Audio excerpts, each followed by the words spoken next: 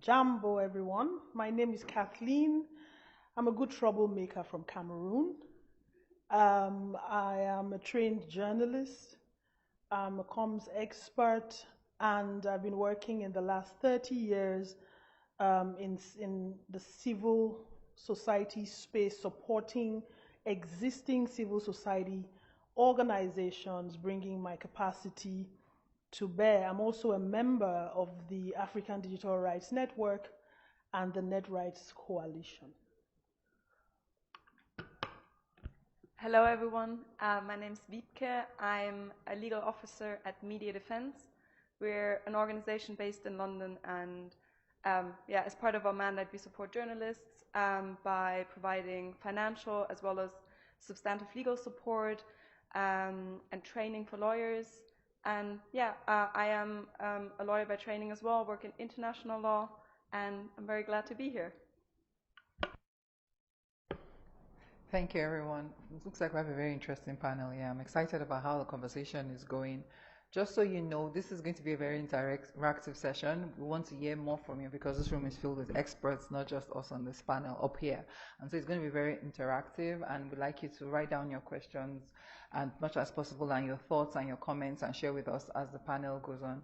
And just to put it into context, we are talking about safeguarding freedom of expression in Africa and digital rights. And it's important because we realize that media protection and digital rights is not as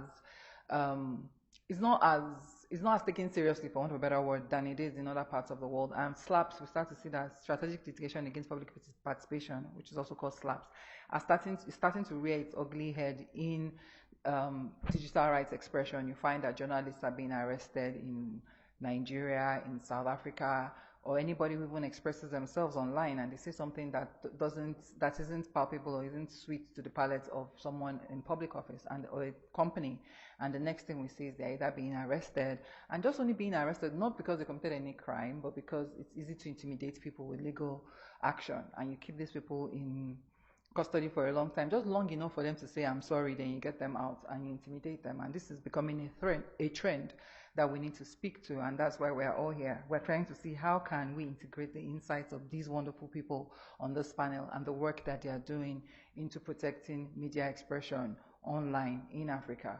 And so that's why we think your voices are important, and that's why it's going to be as interactive as we go. For context, like I said, I'm a human rights lawyer. I have worked in I started off with litigation before I went into civil society, and a lot of our work has had to do with protecting expression or association or even assembly, and we find that people are afraid to express themselves because they are afraid of the consequences, and they say, even if I want to stand for justice or I stand for what is right, what opportunities do I have for succor at the end of the day? What protects me? Who protects me? How do I go about this? And I think that is why this panel is important, because the problems exist. The problems that journalists face in Africa to express themselves and to tell undiluted truths is starting to be a huge challenge for them, because they do not know what's going to hit them next, who's going to hit them next, and where are they going to find succor when they get hit. And that's why we're here, just to put it into context. And to start this conversation, we're going to start with the good troublemaker, Kathleen. She said she's a good troublemaker, and she does make good trouble. She does make good trouble across the region. And Kathleen, I think the reason why we want you to start is because of the work that you do and how you've for the period of time you've been in the space, and because you are also a communications expert and you've worked in the journalism space for a long time.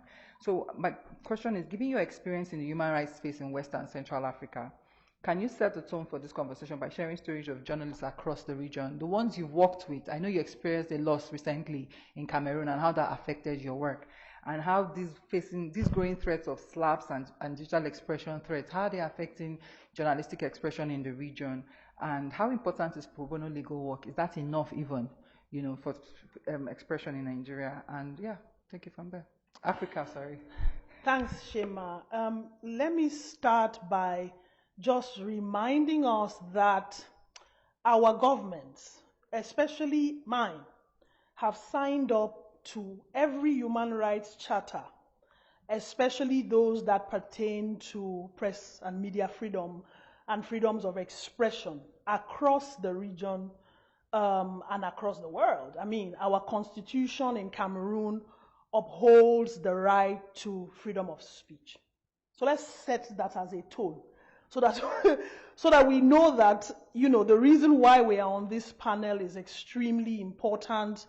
And I hope that we even have some members of government, or at least government agencies in the room. I like to relate with them. So in signing these charters, what they have said, and in publishing constitution that uphold these rights, what they're saying is, we recognize these rights, we accept these rights, and we want to implement these rights for the benefit of our people. That's the bottom line. In 2001, I was working as a journalist for a radio station in Cameroon called Radio Siantu. My colleague was a guy called Martinez Zogo. At the time, we had the mic, and he didn't. He was, quote and unquote, an umbrella boy at that time. And his passion shone every time he came to the station. There was a day that myself and a couple of colleagues, just after reading the editorial on the newscast for the evening news, were picked up immediately after we finished and taken to the closest police station. Nobody told us why we were arrested. I was very young, and my father didn't know where I was for about 48 hours.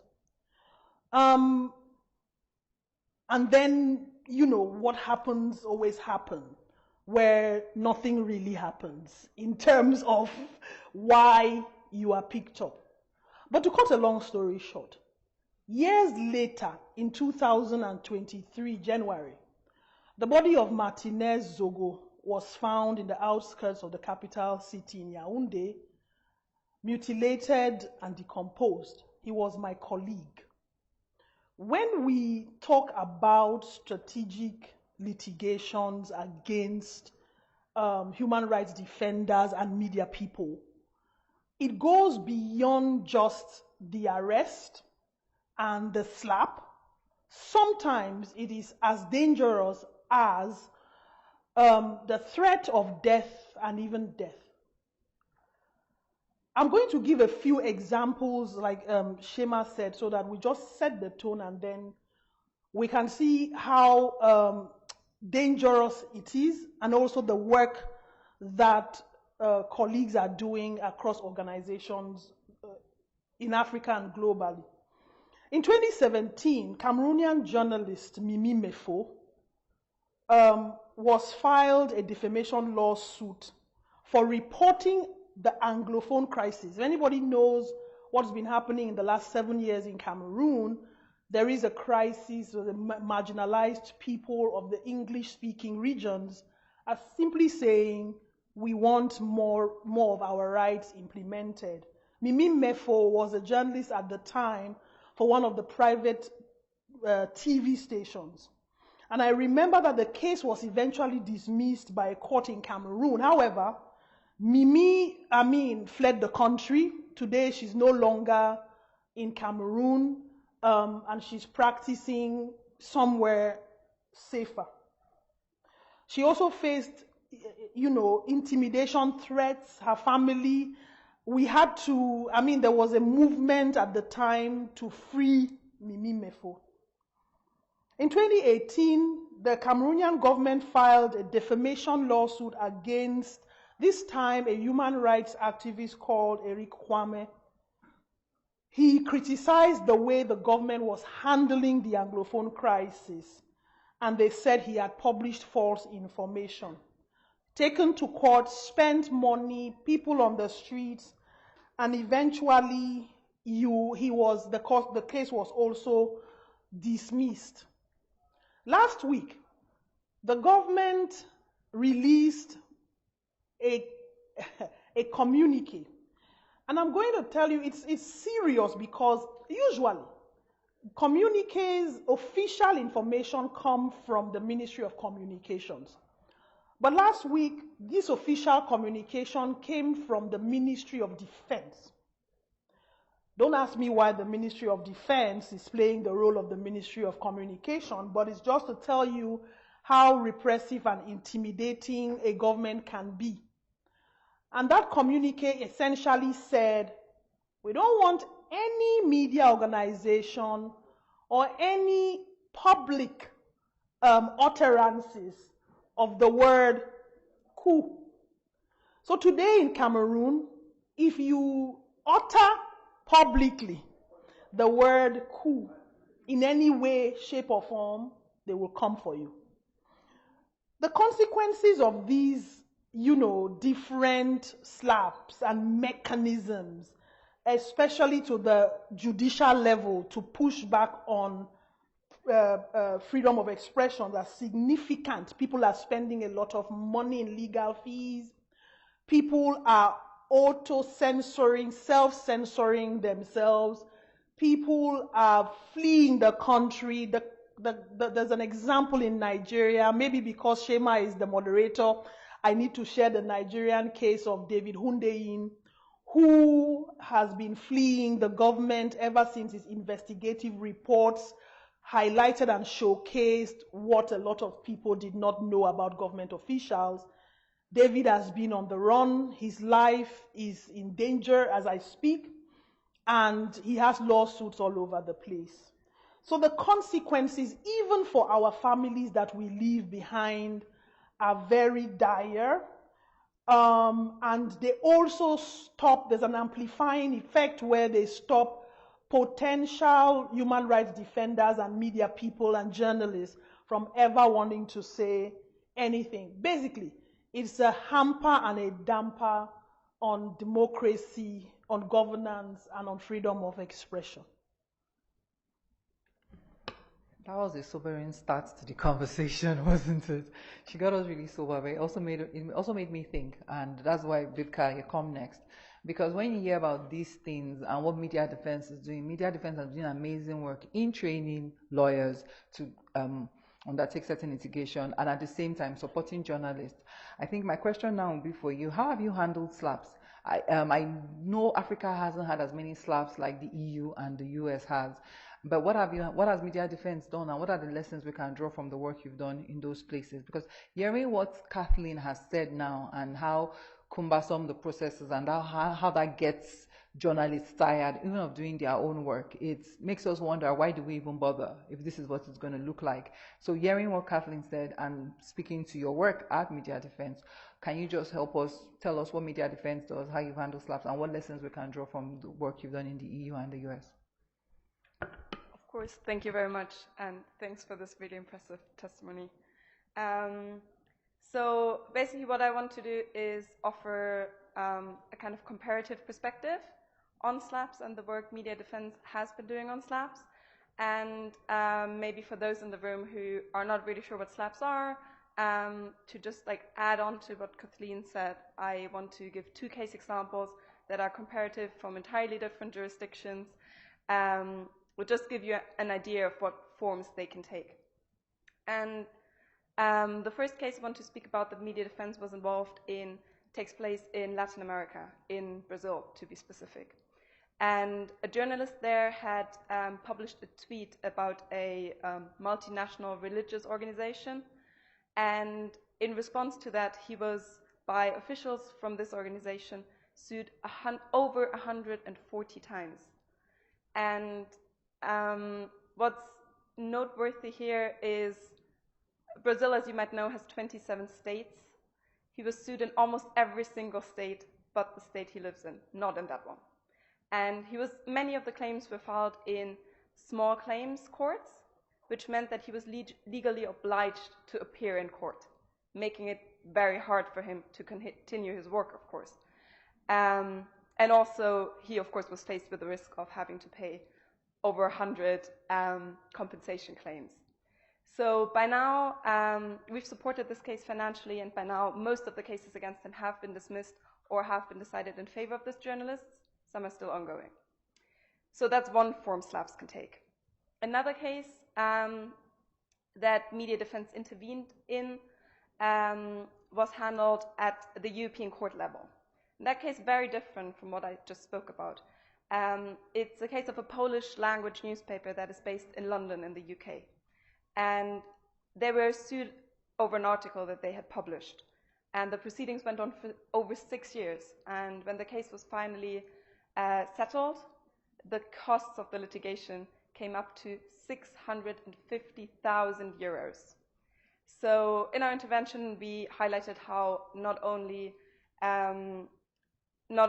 that cost regime poses a chilling effect on journalists when it comes to publishing, but also pressures them into settling cases while they might have a legitimate claim, just in fear of having those costs imposed on them. And then when it comes to the online sphere, that cross-border element, of course, adds more complexity to the case, makes it potentially even longer, and thereby raises the cost as well. And it also allows claimants to do something that we call forum shopping, which means they can pick a jurisdiction in many cases with higher cost regimes, therefore putting even more pressure on the people they're suing, on the journalists, on the media outlets. So as you can tell from the two examples I just gave, and also from what Kathleen said, SLAPPs can take very many forms.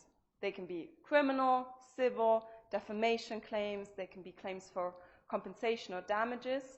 And that kind of leads us to the question, well, what is a SLAPP then? And I think from all the SLAPP cases that we've supported over the years, I've drawn some aspects out on how we define a SLAPP or can approach a definition of SLAPPs. And that would be, oftentimes it is a powerful individual or company, a public official, a government even, filing a lawsuit against an individual or an organization for exercising their freedom of expression. So they target people that publish critical opinions, that denounce abuse, and similar things. And SLAPPs they're not there to achieve justice. The main goal of the claimant is to intimidate and to silence further criticism. And they do so by subjecting individuals or organizations to lengthy, expensive litigation, to intimidate them, to intimidate others as well, and therefore stop their public interest reporting. So some of the characteristics we see with many, though not all SLAPPs, are a power and resource imbalance. We see disproportionate claims, so the amount of money that's asked for is disproportionate to other claims we see in similar jurisdictions or in the same jurisdiction. Often several claims are filed by the same entity against one journalist or one media outlet, and often they're filed in response to publications about public figures, about criticizing the government. And they're often meritless, abusive even, and often don't result in a judgment like the examples you gave, because the purpose is often not, as we believe, to actually achieve positive judgment.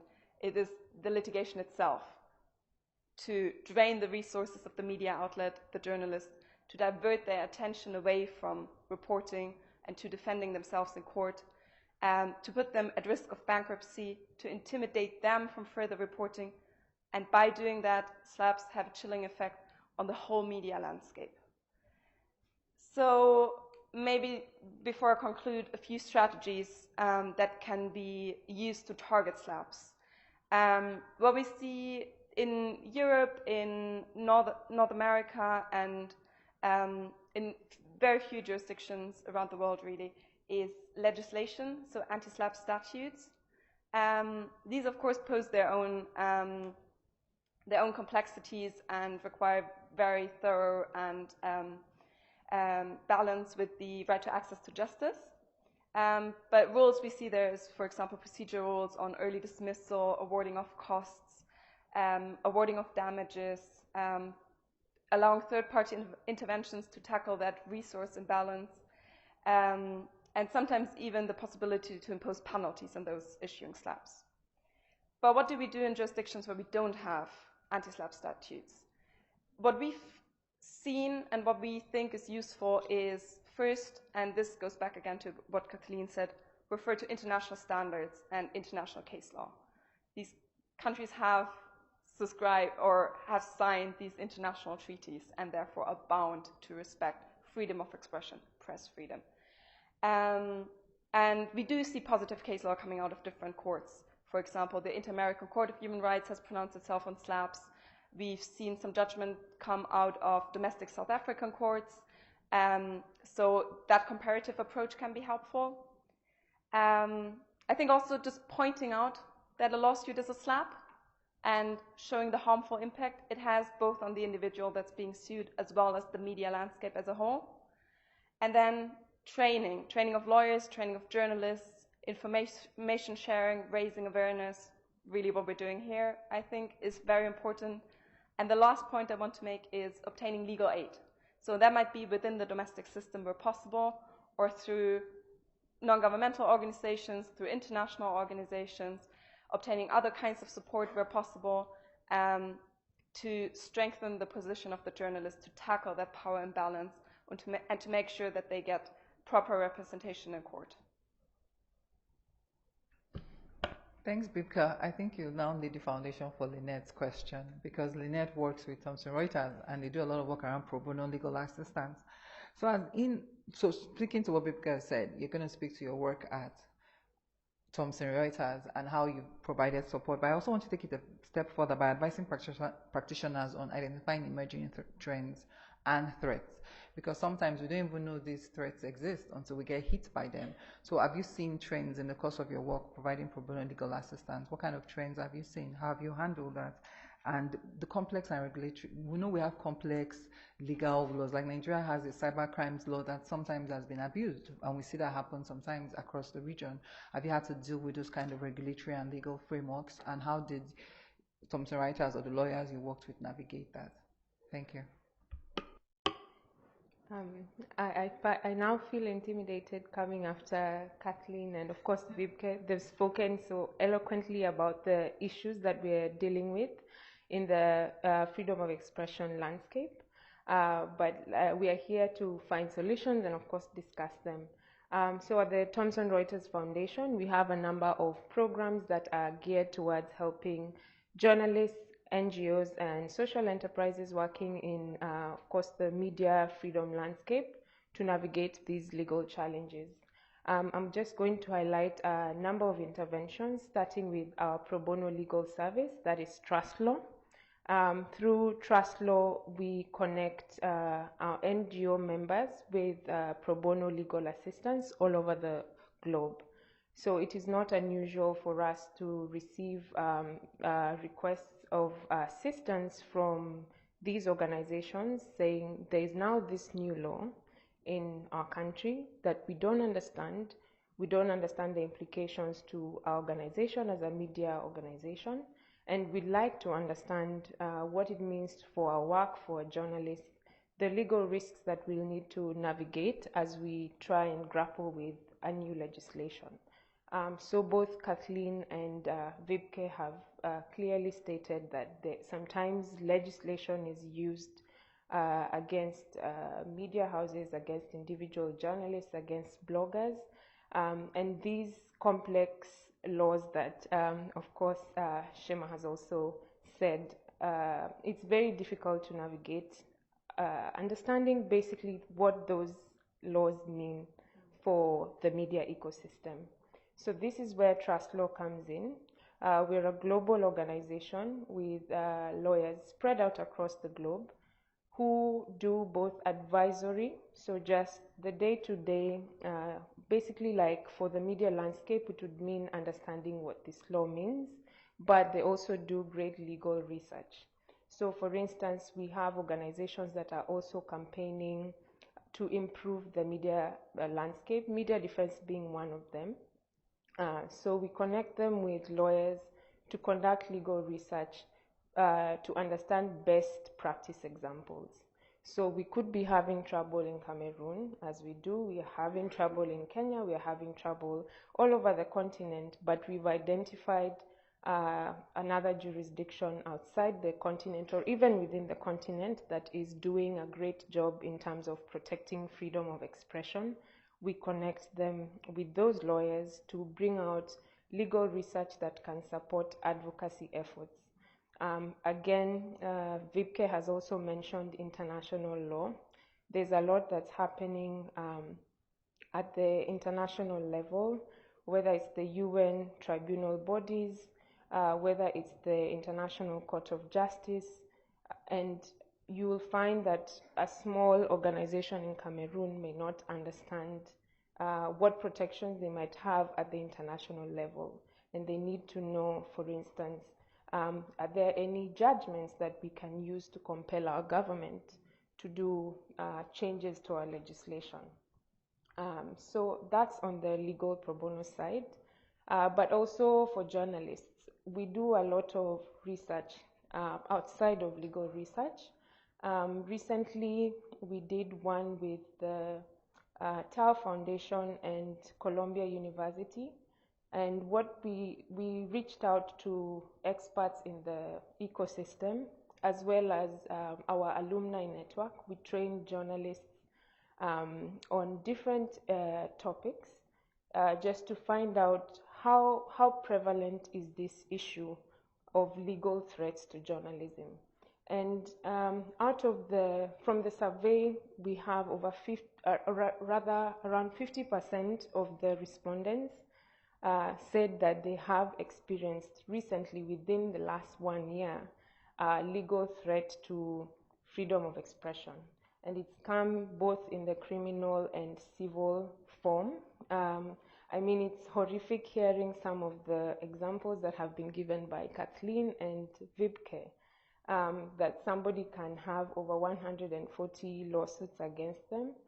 Whether it's civil or criminal, it's insane. And this is happening. The law is being weaponized against journalists, against media houses. And, eventually, in our own way, freedom of expression means you and I, even if you're not a professional journalist, you can't speak out. You cannot criticize the government. You cannot say the wrong thing. And now in Cameroon, you cannot say the word coup. And it's navigating this kind of landscape is very difficult when you don't know your rights. So the other intervention that the Thomson Reuters Foundation does is create guides for journalists. We've done it for a number of countries. We've done it for India. We've done it for Canada. We've done it for the US on covering protests, because that's the other thing. If the law is being weaponized while journalists are doing their job, covering protests, etc., you're finding all these lawsuits, both civil and criminal.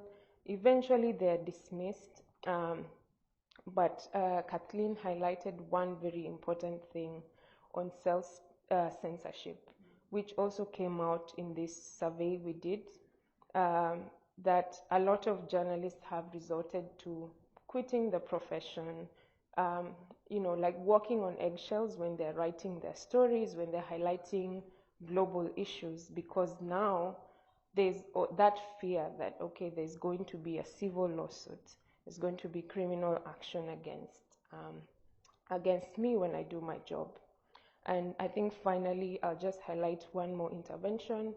We have a number of projects geared towards, say, the preventative side, training the journalists on defamation laws, both libel and the civil defamation. Beyond that, we've supported some journalists with pre-publication support. So what that means is we've engaged lawyers to review the articles they want to publish before they're published, so that they get the advice beforehand that this is potentially defamatory under our laws, etc. Although that's not a foolproof solution, of course, and it goes again to where do you draw the line? Even if the lawyer has advised you that, this is potentially defamatory, doesn't it mean that now you have to censor what you're saying? Yeah. Thanks, Lynette. I think it's also very important that we start thinking about how we can preempt them, to your point, like prevent it. So before they even come with something, we're ready for them. Because otherwise, we're going to find that we don't have honest journalism. But I think that's where collaborations come in, and I think that's why international partnership is very important. But before we go further, I want John Bosco to speak to his work on global media defense, and how this fund, hearing what Bibka, Kathleen, and Lynette have said, and the threats that journalists face on the region. Can you just speak to how Global Media Defense Fund is available to support their work? And also, I want you to tell us its achievements. Like, we've heard a lot of sad stories, so give us a few wins. What are the wins that you've made with this fund? It would be good to know that these things work and how you're supporting the fight for free expression in Africa. Thank you very much. I think the good thing, being the last speaker in the panel, is that everything will have been said. So I only need to put a few things in context, which I'm going to do. And that is the work of the United Nations and the government organizations that are looking at things at the global level. But I think the sad story, we can't leave it yet, because that is the starting point. And also allow me to delve into some sad statistics, which sort of sets the background for our work. Last year, 2022, 87 journalists were killed, being specifically targeted for doing their work. This year, as of September, today, 35 journalists have been killed so far, including the case of Martinez Zogo that Catherine mentioned, the latest being the case of Jesus Gutierrez, who was killed last Sunday, 24th, in the night of that Sunday. And over the last 20 years, over 1,600 journalists have been killed, specifically for doing their work.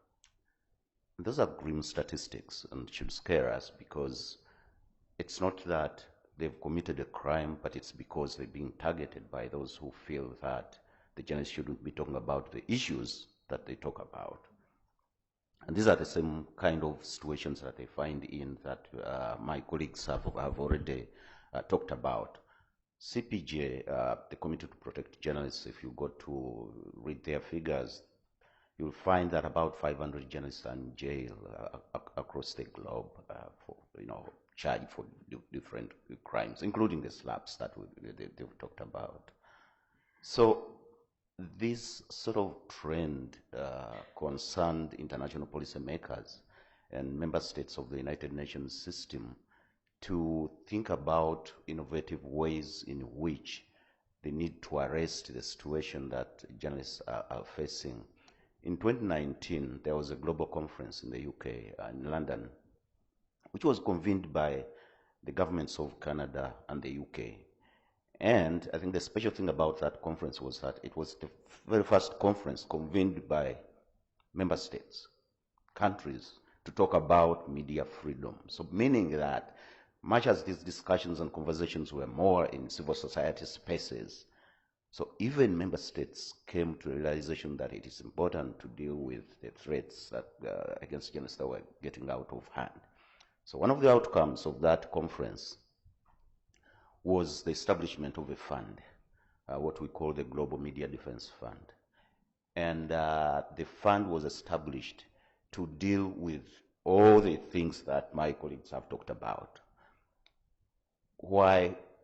Because it was felt that these were kind of new forms of attacks. We were talking about slaps, we were talking about journalists being not necessarily killed, but being bogged down by so many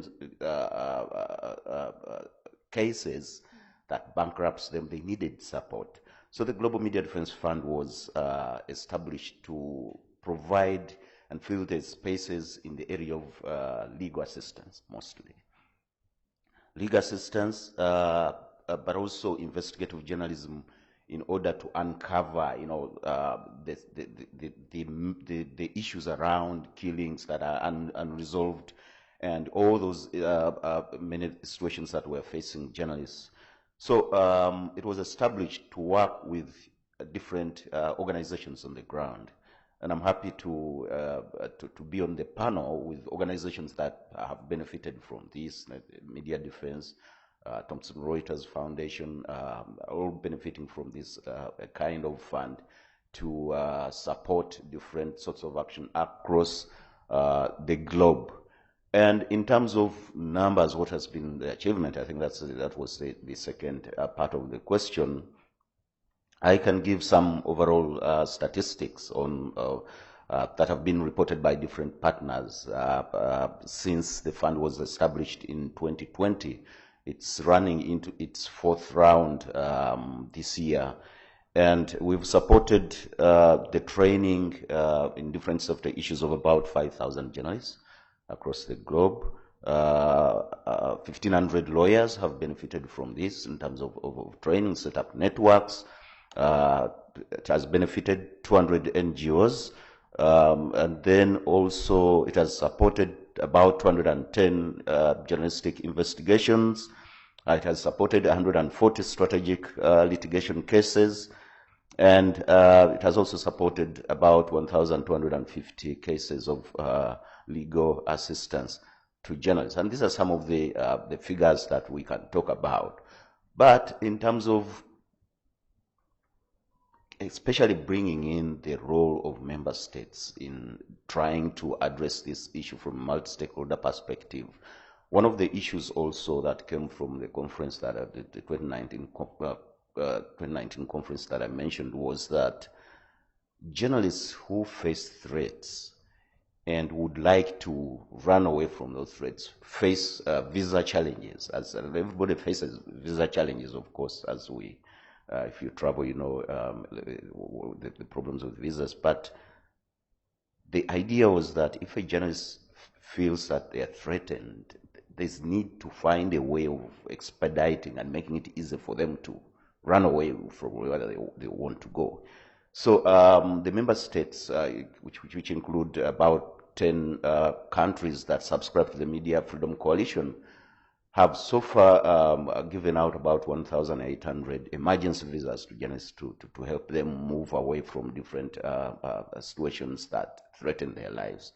So these are some of the things that are emerging under this whole idea of the Global Media Defense Fund, which essentially is to understand that journalists face very specific threats that need to be addressed in a very innovative way.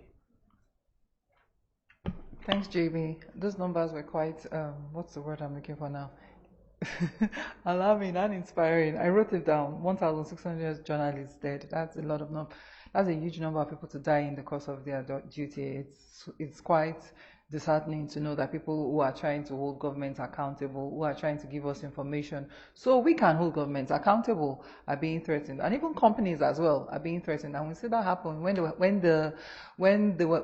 having the oil pollution in the Niger Delta area of Nigeria. We also saw journalists being killed, and it's something that we need to push back against. As many ways as possible, we need to push back against it, and we need to make sure that we ensure that the journalists feel safe in executing their roles. And I think that's what you all do, and I'll say well done to you all with the work that you do, and you make a difference. But going forward, like I said, this is going to be an interactive session. So I want us to ask as many questions as we want, comments, thoughts, even in the course of your work. What have you observed? What have you done that works? Because we also want to know what to do that can work. Kathleen has a comment question.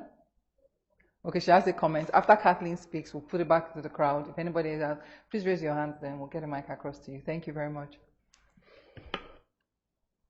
Oh, thanks, Shema.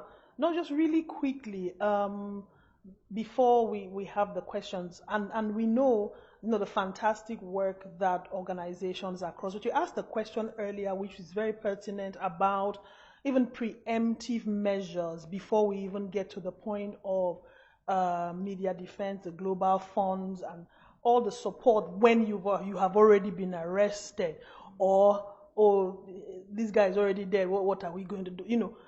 What are the preemptive measures? And there's something I was going to say that we have found to be really interesting is that aside from the fact that power never wants to be held accountable, one of the things that works for us even before we reach out to organizations is that we become then a multi-headed hydra, where whether you like it or not, you can kill the journalist, you're not going to kill the story, because the reason why you're arresting the journalist or the human rights defender is because you do not want the project or the article to come out. So it has to continue to come out. But pertinently, Cameroon, and in context, Cameroon has, libel and slander are a civil and criminal offense in Cameroon at the same time. Right? These brilliant guys in parliament sit down and they make the laws that get you arrested and taken to court for. When I was a journalist in my early 20s, well, I'm still a journalist, but you see, just that one arrest took me to the back. I used to be a broadcast journalist, and then they arrested me at 20. And I thought, wait a minute, is this my life? Let me go. So I'm now a comms expert and I'm doing things from the back. That's a form of censorship. But what I was going to say is one of the things we advocate for these days, prior to meeting, prior to when, you know, quote unquote hits the fan, what we do is we hold our lawmakers accountable to making laws that are not repressive. Because I was telling JB earlier that what we have found is that, well, we are dealing with visionary oppressors. So technically, they go forward and say, well, these people are coming. Now they will take this thing they used to write in the press. They will now write it on Facebook. Let's shut down this place. Let's do a cyber crime law. And while they are getting in parliament to do it, we are sleeping at home instead of holding these guys saying, look, you that is representing my constituency, if you put your hand in that thing and tick I, when you come back to the constituency, you know, we'll meet at home. So these are the things that one of the things that is important to do, and maybe some of these training and toolkits and tools need to reach the decision makers that put us where we tend to find ourselves with in terms of law and the judiciary. Thanks for that context, Kathleen. It makes sense. We hold them accountable because those guys are very, very creative when it comes. And it always starts with, we want this law to protect you. This data protection law is to protect citizens. And the next thing, they pick one section, which somehow it just goes under our radar, especially as civil society. And that's me now doing advocacy, which is more difficult. Advocacy after the fact. Yeah, while you were all asleep. Yeah, so yes, thank you for that context. Kathleen, any questions in the crowd? Do we have questions or comments? Yeah, okay, there's a question here. Please, you start with your name, what you do, and give us your question or your comment, please.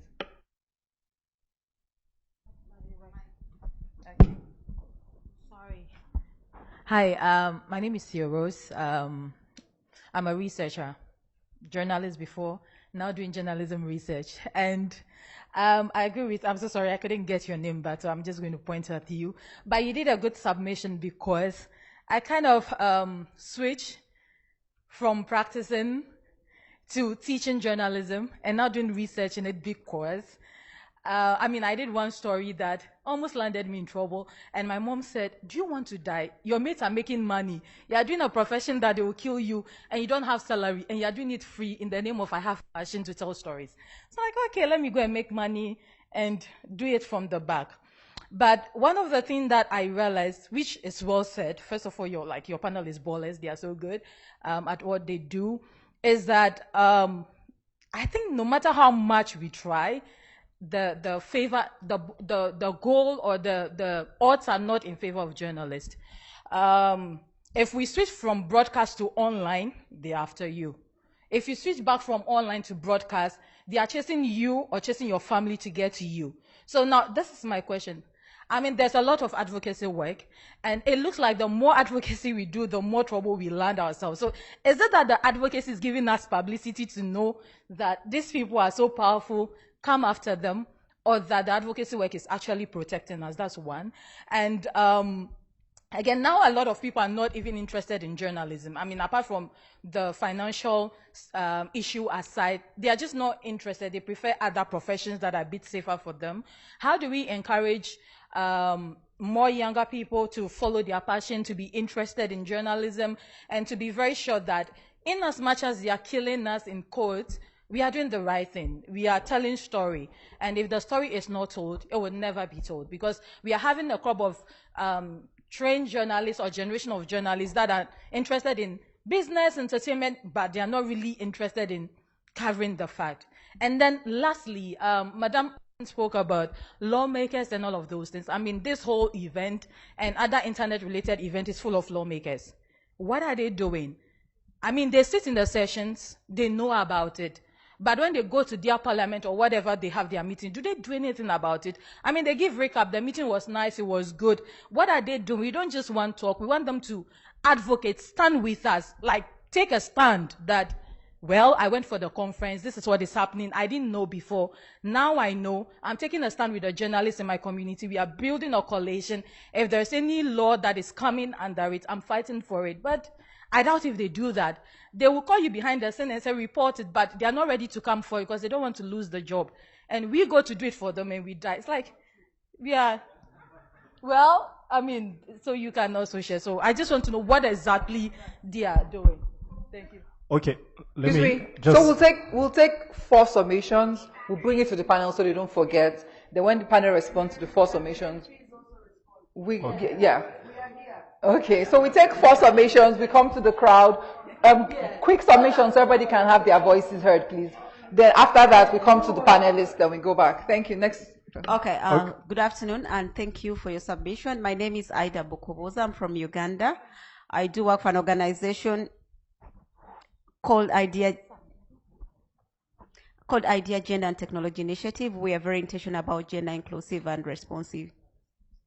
Okay, and we work around gender responsive and inclusive tech. So my question is, or my concern is in regards to looking at the forum today is about internet freedom, and there is quite a very thin line between, information and communication, where technology just becomes as an enabler in the ICT perspective. However, my concern comes down to, we are talking about internet freedom or freedom of expression, and we have self-imposed journalists online, the bloggers, they have their freedom, they keep on sharing quite a lot of information here and there on different topics and in different sectors. So my concern comes down in where is their validation or justification in terms of sharing information versus to mainstream media. Where do we stand to keep a thin line or to understand the indifferences that they do give us in today's changing world? Because in Uganda, for example, we have quite a number of people who share all types of information. Sometimes that comes and can disinform, but on the other hand, we are talking about the freedom of expression. Thank you.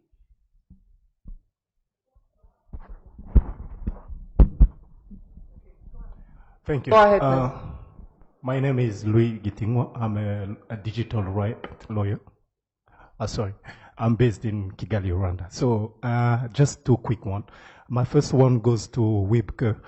And as digital writer, as a media defense, as pioneered capacity building across the continent for lawyers in digital right, I would like to ask you more details.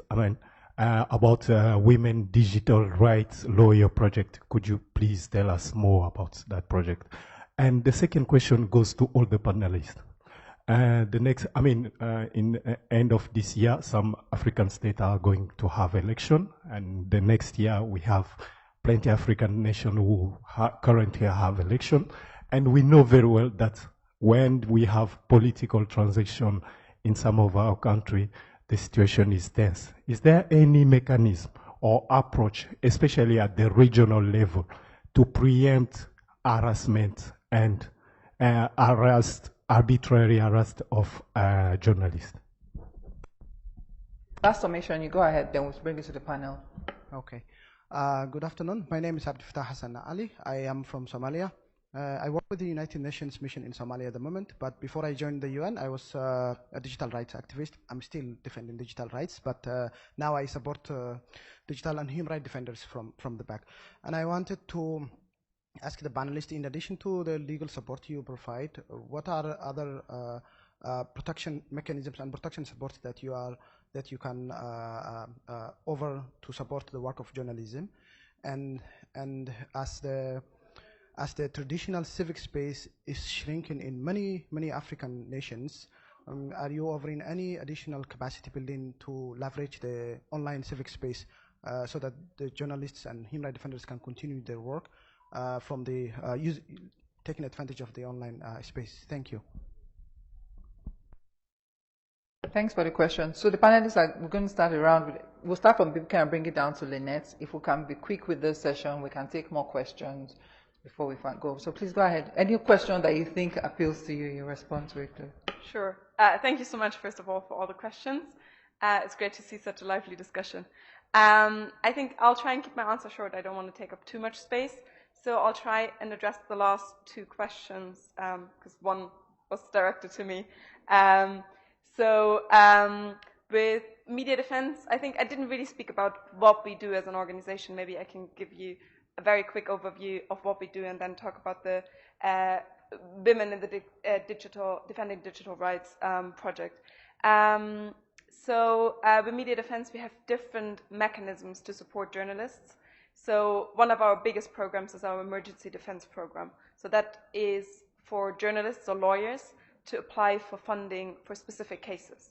So if a journalist is already facing a legal threat, they can apply for financial support, and once the application's been processed, we can support with legal costs.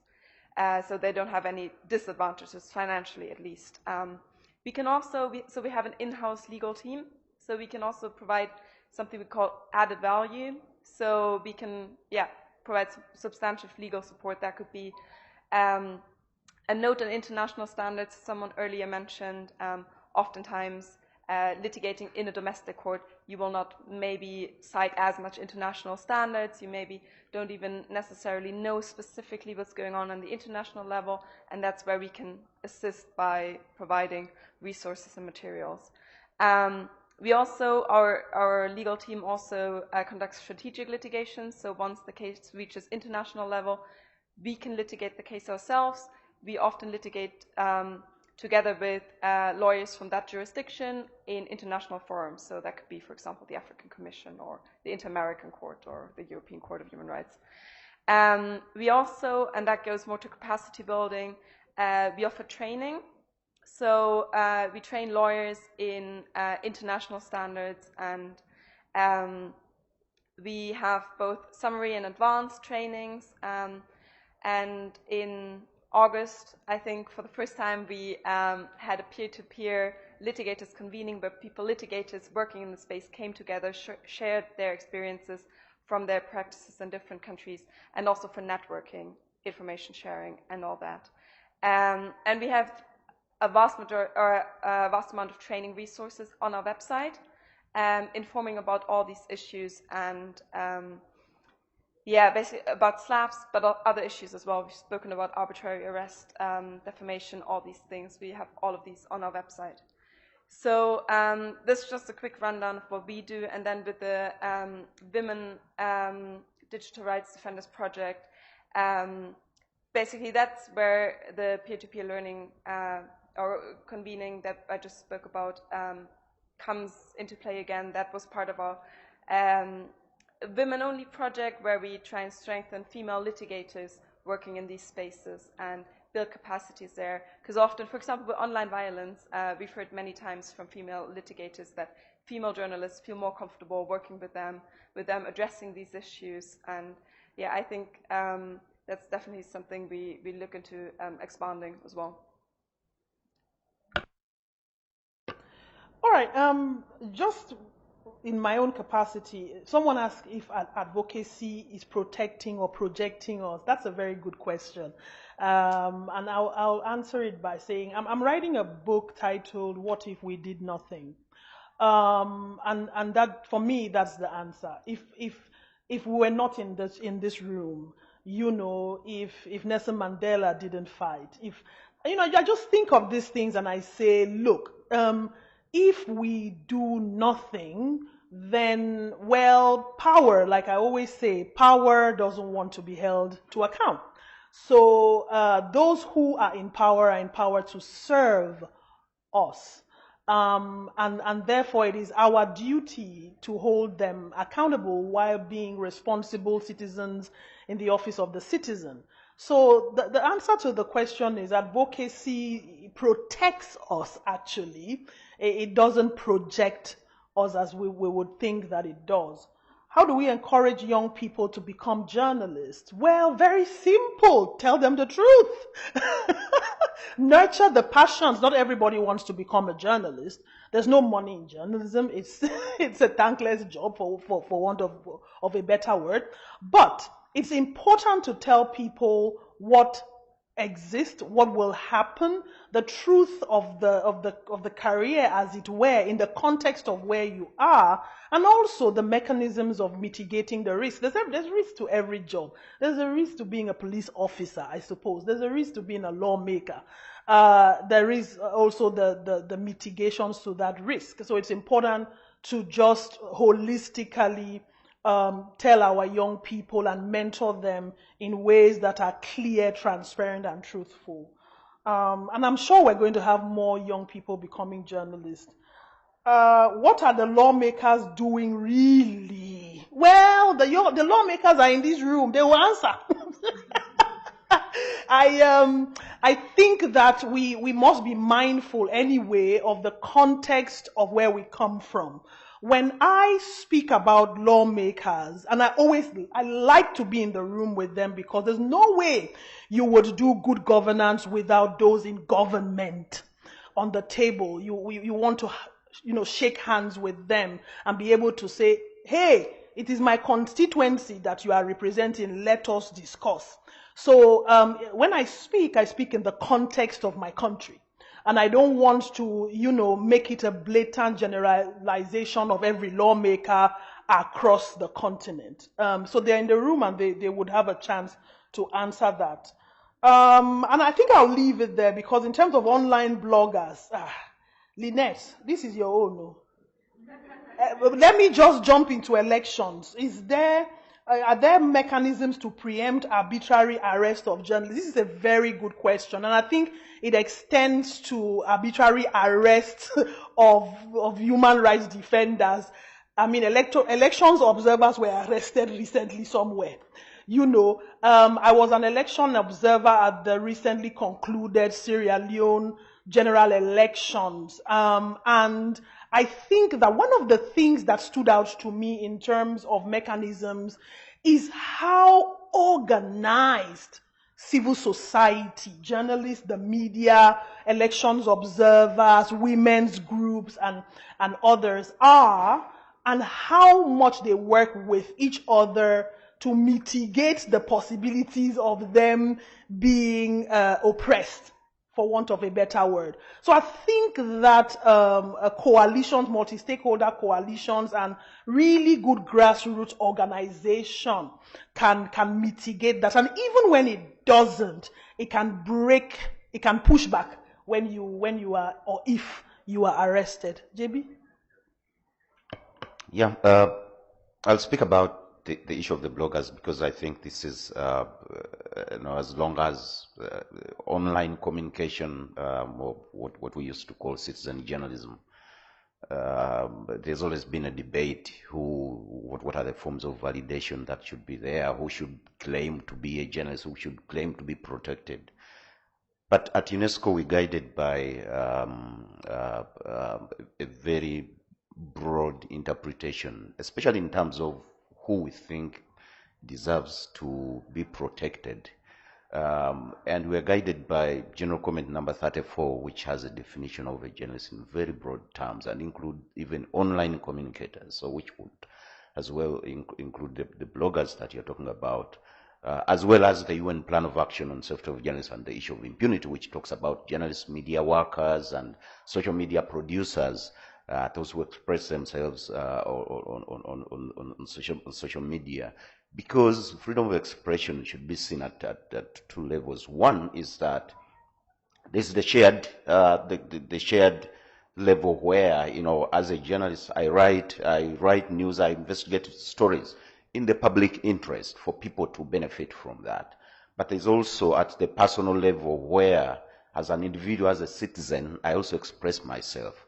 And I think some of the bloggers always, express their opinions, and this is where the contentions come from. But in terms of protection, in terms of interpretation, we think that if someone is doing content that is in public interest, I think that is the key word, in public interest, then they deserve the protection that is accorded to the mainstream media. So that is the broad interpretation. I also speak about elections that the colleague talked about. Kathleen has mentioned very well the multi-stakeholder mechanisms for protection. I want to say that at UNESCO this issue concerns us a lot about the elections, and we know from the trends of our monitoring that elections are sorts of events that trigger those moments anger towards journalists. And if you look at the statistics, a lot of journalists have been caught up in the electoral cycles, either covering protests against elections or even being beaten by security forces. So this year, I don't know if you know, but every November 2nd, we celebrate the International Day to End Impunity for crimes against journalists. And we're going to have a global event in Washington, D.C. on November 2 and 3. And the theme is exactly about that. It is looking at the interconnections between violence against journalists, the integrity of elections, and especially, which I think you haven't talked about, the negative rhetoric by public leaders who use their platforms and they incite their followers to attack journalists if they are not happy with that, with the content that they're writing. And the meeting that we're going to have in November, it's going to sort of guide us on what sorts of interventions that we might need to take. But I can already say that we'll be very much interested in supporting mechanisms that protect journalists, because we know that next year is like we call it the super election year, because 81 countries are going to elections. 81 countries. It's not usual that you have 81 countries going to elections in one single year, including big democracies, big democracies. And this is going to involve about 2.6 billion voters are going to be eligible to vote. That is massive. And therefore, we need to already prepare to anticipate that, given the trends that we've seen, the attacks against them, these issues are going to be there. And therefore, we need to plan to have mechanisms, support mechanisms with different organizations in countries that are going to undergo elections.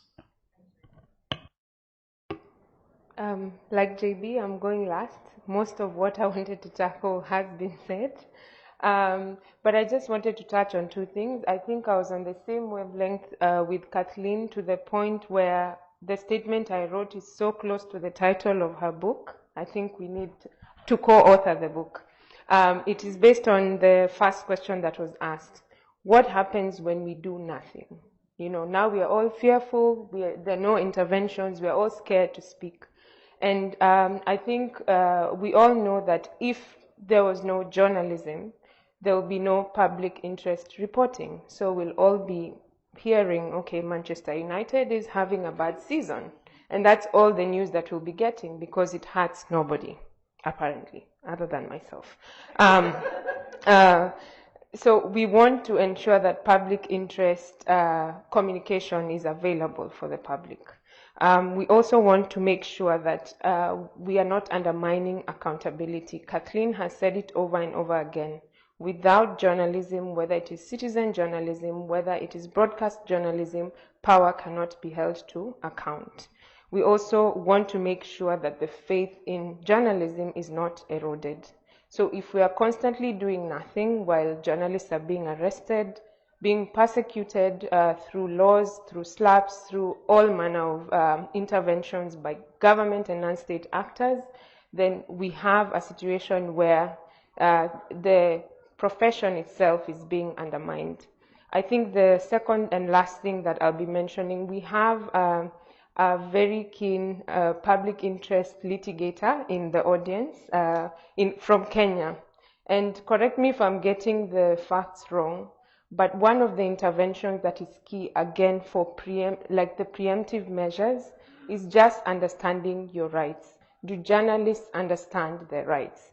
We had a recent case in Kenya where I believe it was a citizen journalist that was arrested and charged under a law that was repealed, I think, before I was born.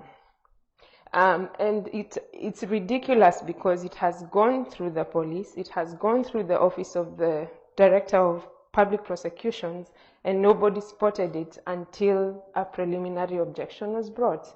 Why is somebody being charged under a law that has been repealed? So if we don't understand our rights, journalists don't understand their rights, then that kind of oppression will continue to happen. Thank you. Thank you, Lynette. I want to give the MP a right of reply, but we are running very quick out of time. But if you can just talk in less than a minute, it will help. Then the panelists will give us their final word so we can close. Can we get the MP? Pardon?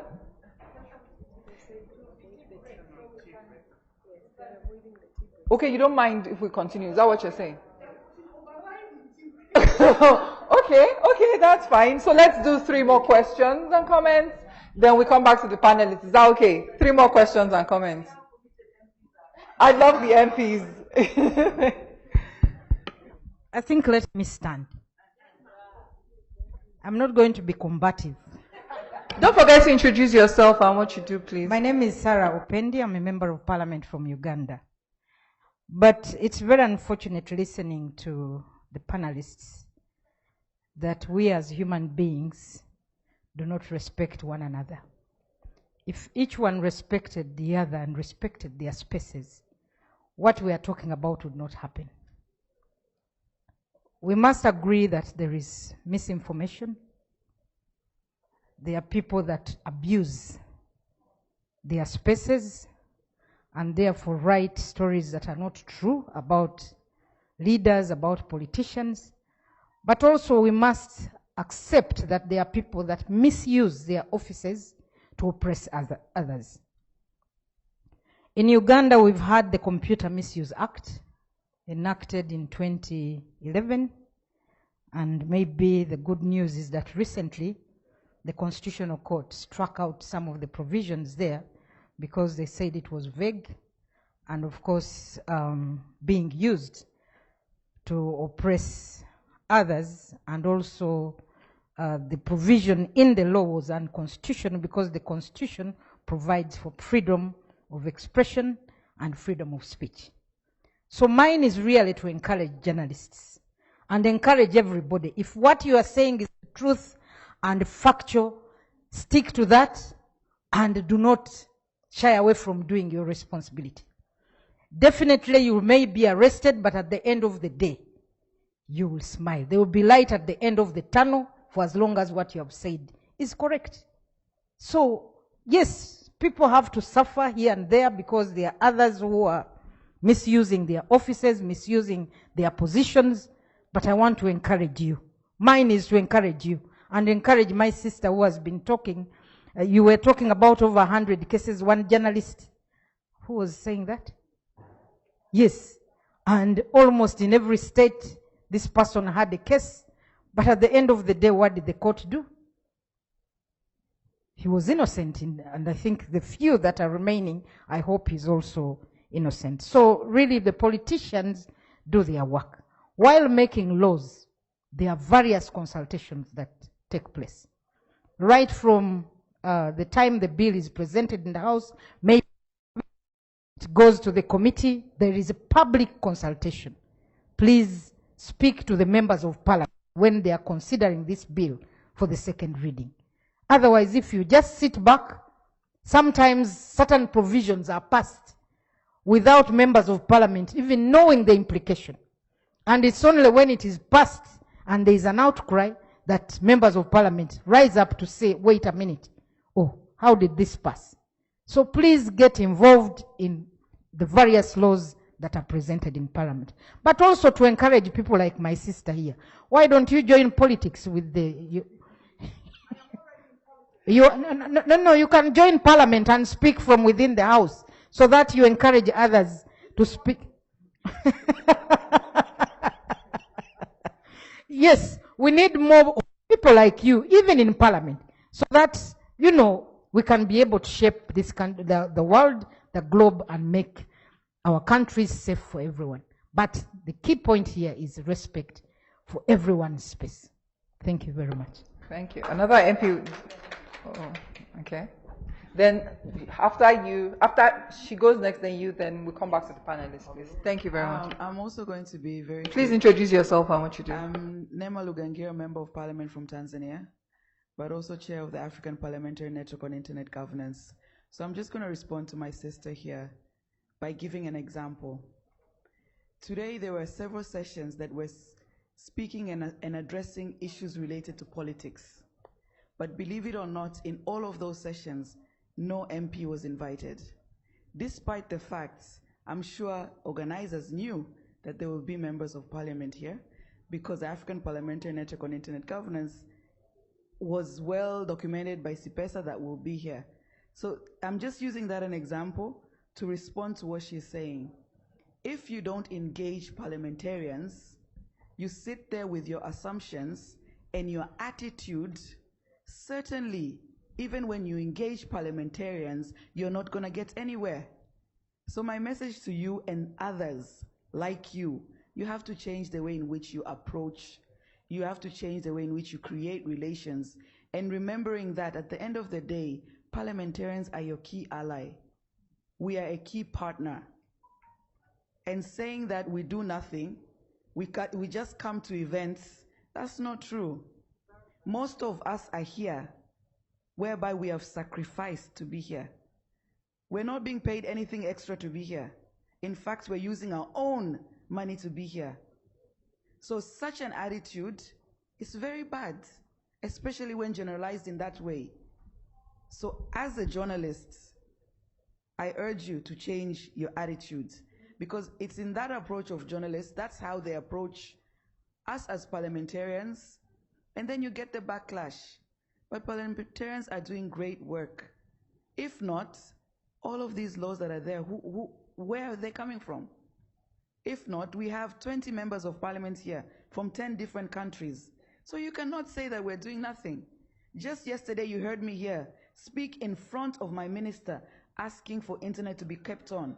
Then you're saying we're scared to lose our jobs. Come on. That was a bit off. Thank you. Thank you. My name is Moffat Mapunda, a social activist, a journalist also. First of all, I said, this madam is a member of parliament on my own country. So happy to see her. But in our country, being a investigative journalist is like being an enemy of the state.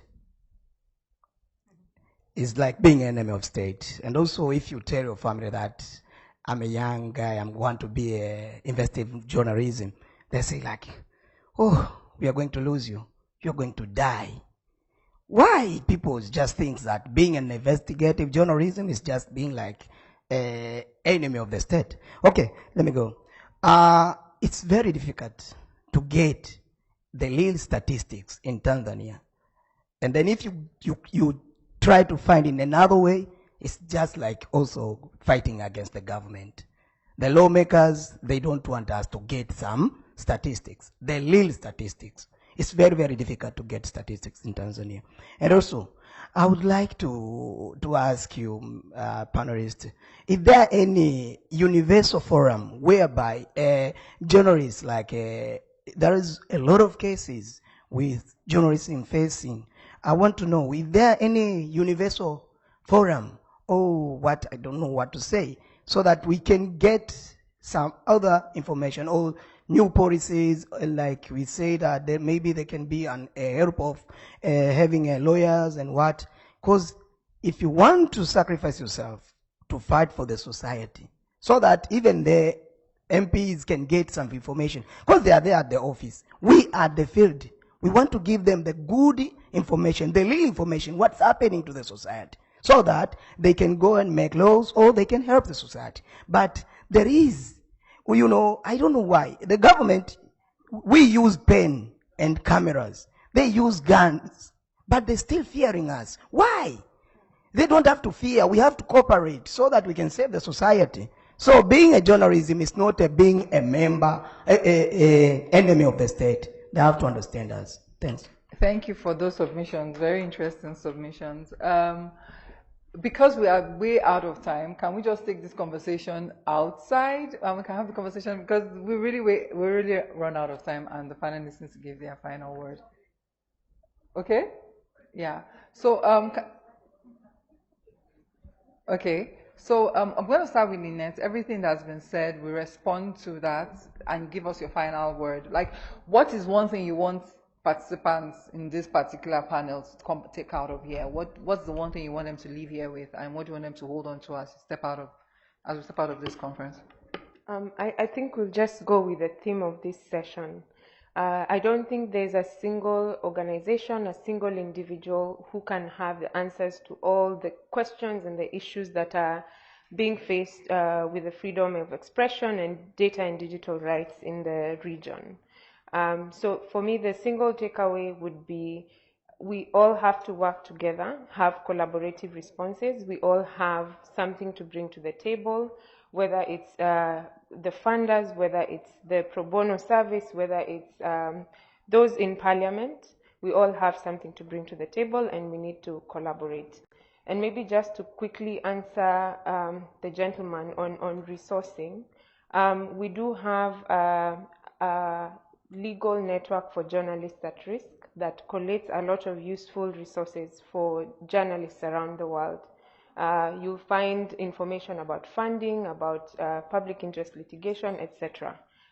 So just as a takeaway for any journalist who needs one place where they can get relevant information. Thank you.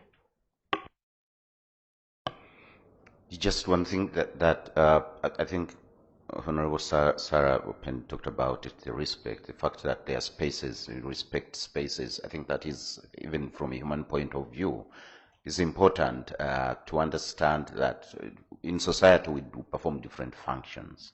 There are journalists who are going to do their job, and doing journalism is not a crime. So if you're doing investigations in the public interest, it's not because you don't like the person there, but you're doing it in public interest.